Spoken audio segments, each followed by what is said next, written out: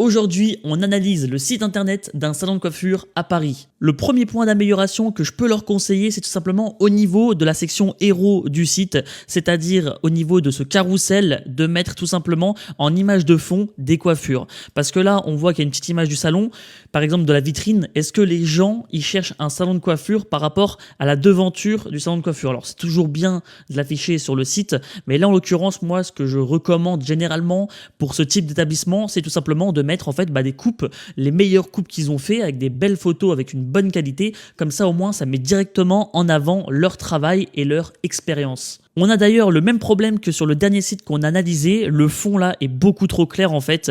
Il faudrait l'assombrir. Alors c'est ce qui est fait pour la troisième image et la première image. Mais malheureusement, sur la deuxième slide, on voit très bien le texte ne ressort alors pas du tout. Ça, il faudrait aussi l'améliorer. On descend un petit peu sur le site. Là, on a un carrousel avec quelques images. C'est assez dommage. Il n'est pas énormément fourni. Alors là, c'est bien. On a une coiffure. C'est un peu bizarre. On a une photo de l'intérieur du salon, une photo d'une coiffure. Je pense que ça serait mieux déjà de réduire un petit peu le dimensionnement du carrousel et peut-être de mettre plusieurs coupes parce que là, bon, ça n'a pas vraiment de sens. Surtout qu'en dessous, on a une très très grosse marge là malheureusement. Au niveau de l'espacement, c'est beaucoup trop gros.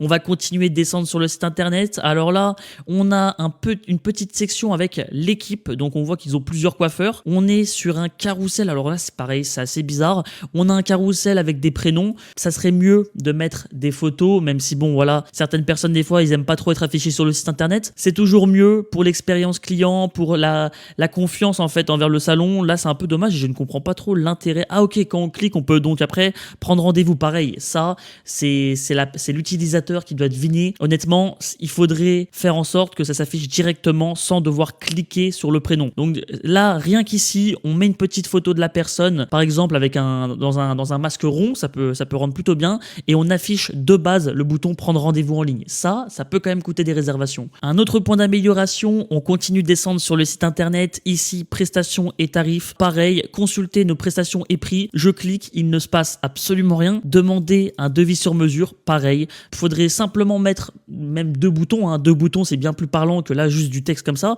Donc voilà, l'analyse du site internet de ce salon de coiffure à Paris est terminée. N'hésitez pas à liker et à vous abonner si vous souhaitez voir plus d'analyses de ce style.